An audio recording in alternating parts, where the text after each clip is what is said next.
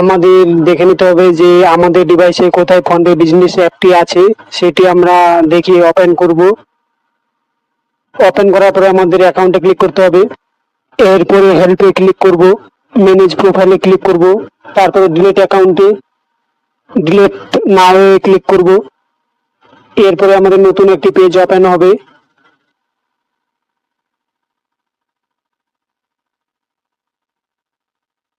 My response is not লিস্টে click করব।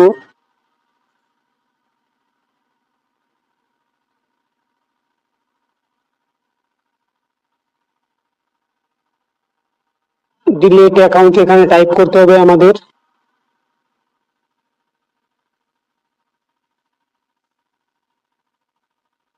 তারপরে সেন্ড করব আমরা।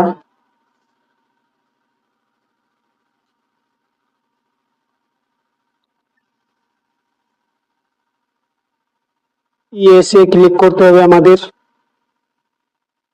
এরপরে আমাদের 2 দিন অপেক্ষা করতে হবে, অ্যাকাউন্ট ক্লোজ হয়ে যাবে আমাদের, টেনশন করতে হবে না। Thank you for watching video.